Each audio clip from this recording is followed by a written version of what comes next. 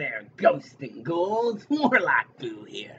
Today, I want to know how many of you are afraid to go to a hospital or a doctor or something along that line. Maybe you're afraid of shots or being told you have cancer or something like that. Well, I have a perfect story to ease your fear. This is St. Anne's Mercy by WayWardWanderer. Enjoy.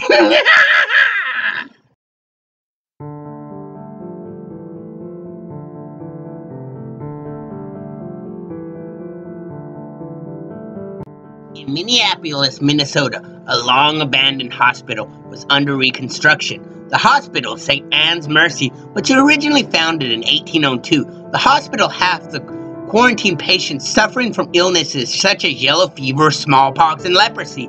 It also housed the mentally ill and abandoned of all ages for many years. In 1924, the hospital was converted into a high-security insane asylum until 1957. Before it was shut down, after a tragic accident claimed the life of a nurse and two small children in an unexpected fire. The nurse was found standing in the room where the fire started, her features burnt beyond all recognition. She pointed to the men who found her and let out a loud wail before dropping to the ground, dead, her injuries proving fatal. The bodies of the children were never found. As of 2006, the hospital was purchased, slated for reconstruction as a fully functioning general hospital. Floor by floor, the hospital was cleaned and restored. After a few days of working, the construction workers began to report strange sounds, smells, shadows, and sensations of being choked by smoke. As the work continued, bizarre accidents began to plague the construction crew.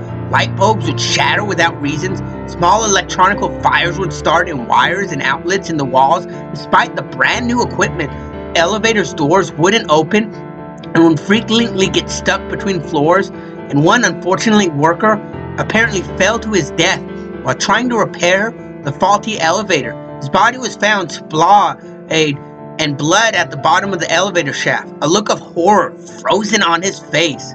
While still under construction, the hospital was open to the public as an emergency room. The hospital staff was free to roam about all floors and wings of the hospital, with the exception of the children's wing, which was far behind schedule. Many workers refused to continue restoring the children's wing. They'd call in sick or quiet, each worker claiming that they felt as though their lives were in danger. Some patients began to complain about odd sounds emerging from the vacant children's wing. Complaints of the children playing loudly were common. Then reports of screams and cries for help began to disturb the peace. Doctors and nurses insisted on hiring additional security to monitor the wing and refused to allow the staff to use the empty wing for storage unless they had someone watching them. Several security cameras were installed in the wing, one in each hallway, one for both elevators, and one on the emergency staircase.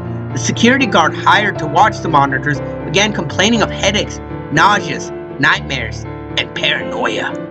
After only 6 days, the security guard was found hanging in his office after he had attempted to scratch out his own eyes. The screens on the monitor had been broken with some black paint smeared over the display, and the recording videotapes had the film pulled free of the cases and wadded up all over the offices.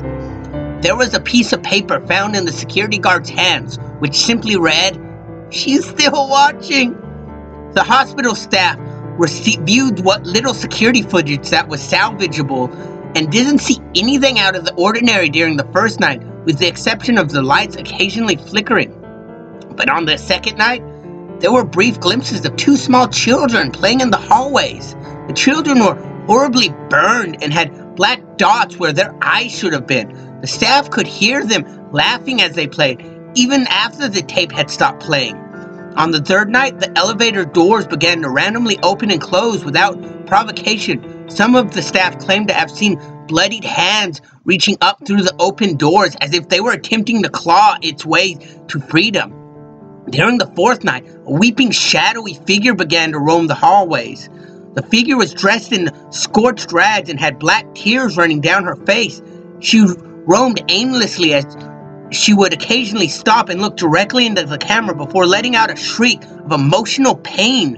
The fifth night of footage showed a gurney with a zipped body bag rolling down the hall. The footage was especially grainy and damaged, but there was no mistaking the image on screen. On the sixth night, the night the guard hanged himself, footage was oddly clear.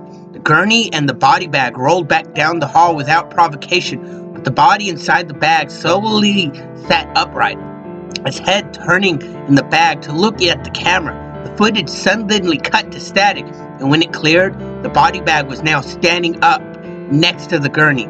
Static hit the screen once more, and the body was now close to the camera. From inside the bag, the body let out a horrible wail of pain that grew louder and louder as it began twitching and walking directly towards the camera. The video stopped playing.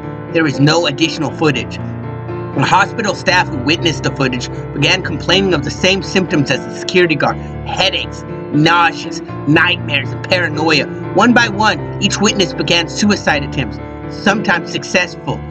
As a precaution, the witnesses to the footage were committed to a mental institution for their own protection, and the child's wing of the hospital was walled off. The staff still claim to hear the laughters and screaming coming from beyond the wall.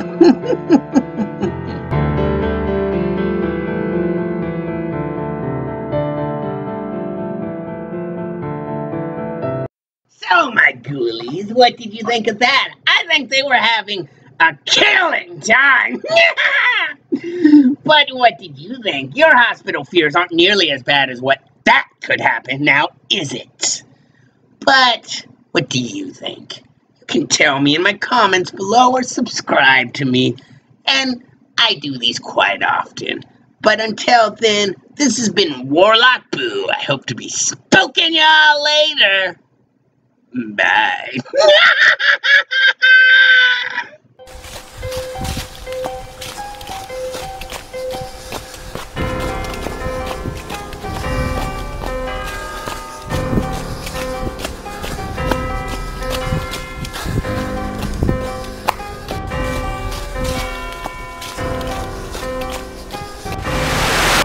I found you.